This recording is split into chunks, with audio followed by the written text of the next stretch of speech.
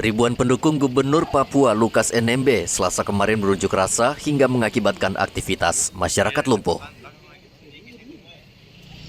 Siswa sejumlah sekolah seperti SMP Negeri 5 Entrop dan SD YPK Waena terpaksa diliburkan karena khawatir unjuk rasa berujung kericuhan.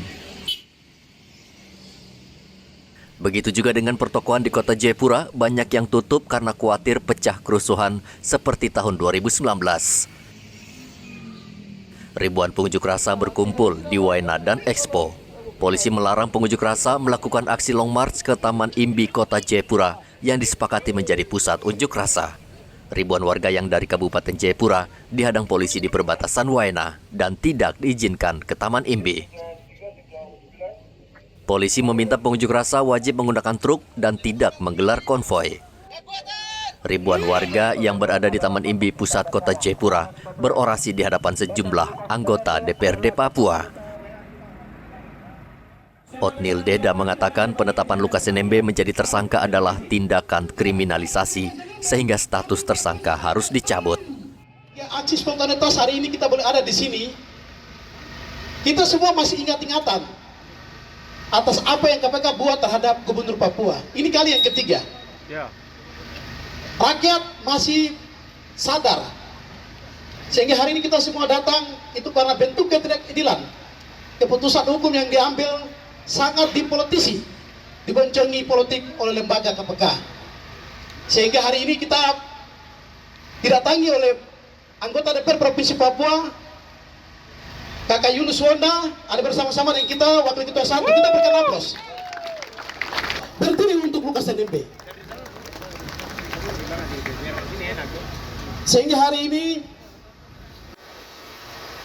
kami dari Koalisi Rakyat Papua, SEPLE, Sepimpin Papua, dan Septara Papua, kita akan membacakan statement politik kita, keputusan atas nama rakyat Papua berkaitan dengan kondisi keputusan politik terhadap Bapak Gubernur Papua.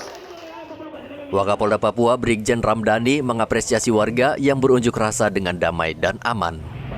Masalah Papua yang pro pada dalam rangka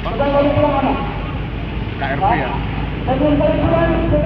bisa dilaksanakan dalam keadaan aman, damai, dan kita memang menunjukkan tim yang aman dan tim yang bermartabat.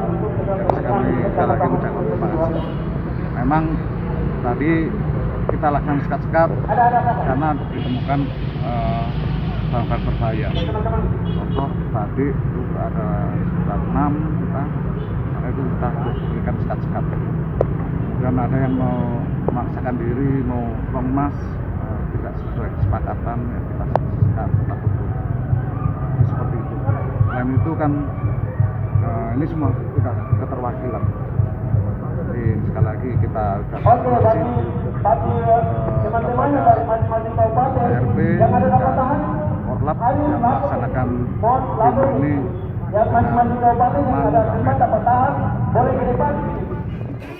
Sementara itu, pengacara Lukas NMB, Roy Rening, membantah pernyataan Menko Polhukam dan Kepala PPATK yang menuduh Lukas melakukan korupsi hingga 560 miliar. Pernyataan tersebut menurut Roy menyesatkan dan memperkeruh suasana. Selalu koordinasi dengan Direktur Penyidikan tentang situasi dan kesehatan Bapak ini, Bapak Gubernur. Jadi saya minta Pak Mahfud dengan segala hormat saya, jangan masuk dalam pernyataan-pernyataan yang bisa menyesatkan publik. Karena ini sudah masuk dalam ranah perkara, jadi perkara yang ngomongin itu adalah perkara yang sudah masuk dalam pro justisia. Jangan membangun opini-opini baru yang bisa kita nilai lagi bahwa ini bagian dari cara negara secara sistematis, terstruktur dan masif untuk merusak nama Gubernur Papua. Kita harapkan itu. Kita menghormati proses penyidikan KPK, kita kritisi sistem penyidikan KPK yang tidak profesional, kita harus kritik. Kita harus kritik. Jangan karena KPK kita tidak bisa kritik, kita bisa kritik bahwa kok salah. Kamu kalau menetapkan orang tersangka, kamu periksa dulu dong, konfirmasi dulu. Apakah keterangan uang itu boleh siapa saja transfer, tapi harus ada keterangannya untuk apa. Tidak ada yang salah dalam transfer uang. Yang salah kalau uang hasil transfer itu didapatkan dari hasil kejahatan. itu baru salah. Tapi kalau uangnya Pak Gubernur sendiri, itu tidak salah. Nah, ini kan harusnya ketika melakukan menaikkan status dari penyelidikan ke penyidikan, ini harus ada klarifikasi dulu, mendengarkan Pak Gubernur dulu. Pak Gubernur, ini ada transfer masuk nih. Ini katanya Pak Tono Laka, ini uangnya Bapak. Bagaimana menurut Bapak? KPK berencana akan memeriksa Lukas NMB dalam waktu dekat. Lukas NMB ditetapkan sebagai tersangka pada 5 September lalu. Gubernur Papua tersebut diduga menerima gratifikasi 1 miliar rupiah. Menurut Menko Polhukam Mahfud MD, Lukas tidak hanya menerima gratifikasi 1 miliar rupiah, namun juga terlibat dalam kasus yang merugikan negara. Bahkan PPATK menyebut Lukas NMB menyetor tunai uang 560 miliar rupiah di kasino sejak tahun 2017. Arthur dan Hendra melaporkan dari Kota Jayapura, Papua.